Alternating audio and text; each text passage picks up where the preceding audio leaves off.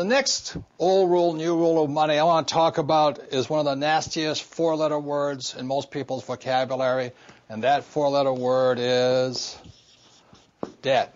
And every expert will tell you, get out of debt, get out of debt, get out of debt. Those are old rules. To be up to date and with time, especially since after 1971, you've got to know today that there's both good debt and bad debt. And the reason most people are in trouble is because they have too much bad debt. And as from the example of assets versus liability, it's a very simple thing. Good debt makes you rich because it puts money in your pocket, and bad debt is bad because it takes money from your pocket. So I have a house and I'm paying it off and all that stuff, but my house is bad debt because I got to pay for it. Good debt is debt that somebody else pays for me and makes me rich. So if you really understand money and have a higher financial IQ and invest your time in this, your greatest asset, you'll know that you can use debt to get rich, especially today. One of the reasons, that when you look at what happens to most people is, again, if this is an income statement, expense, asset, and liability, the reason most people are in financial trouble is they think they buy a nice house, so they buy this big house, but they have this thing called a mortgage. And nothing wrong with a mortgage, but the word mortgage, if you understand financial literacy or the definition of the word, mortgage means death, mortgage, the death of your future age. So you have to know when to use debt and in the good process.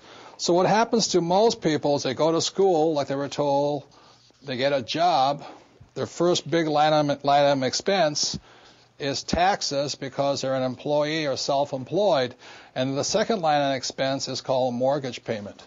So the money is just pouring out of their pockets this way because they have bad debt. Now, as an investor, because I took a real estate course years and years ago, and my rich dad taught me, is I own a house here, and I have a mortgage for it.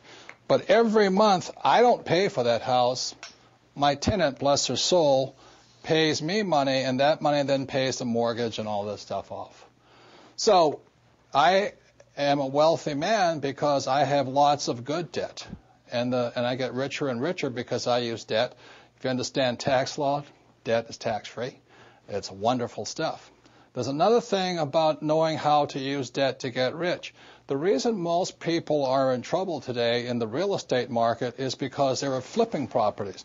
They were trying to buy it and sell it for income. That puts you in another category. I buy and I hold and I use the cash flow, and cash flow is passive income, which is taxed less. So there's so many different reasons why a high financial IQ, part of your learning is to understand good debt and bad debt. If you're the old thinking, you might think all debt is bad.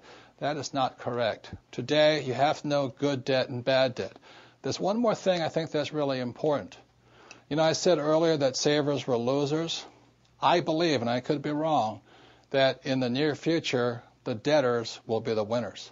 And the reason for that is, for example, I just bought an apartment house, and let's say I paid $20 million for it, and I have a $20 million mortgage on it.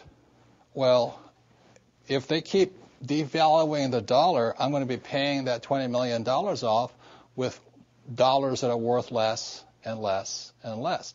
So people who have good debt become winners because after 1971, I can pay it back with junk dollars. Now, if you can understand that, you might understand why, to be a smart person in the 21st century, you need to know good debt versus bad debt. That takes a little education, a little reorientation.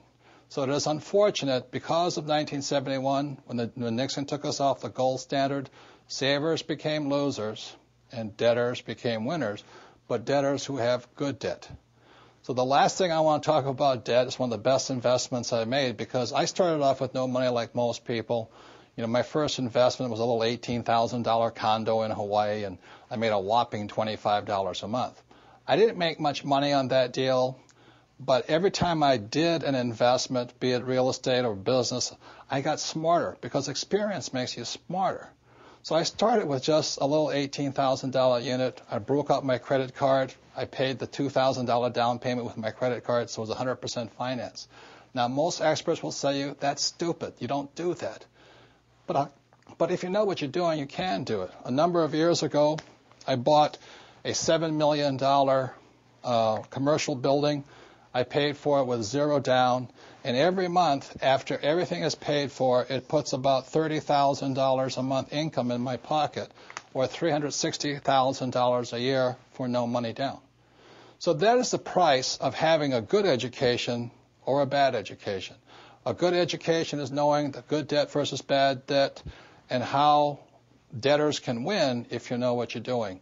Even in this economic environment of high volatility, because I'm basing all of my investments not on capital gains or appreciation, I base all of my investments on cash flow, how much money comes in. So even though the real estate market has crashed, I hate to say this, but it's been good for me because more people became renters all of a sudden. So my rental rates went up, my income went up, I'm paying for it with cheap dollars and things like this. So in the new rules of money, you have to know the difference between good debt and bad debt and why savers are losers and debtors are winners.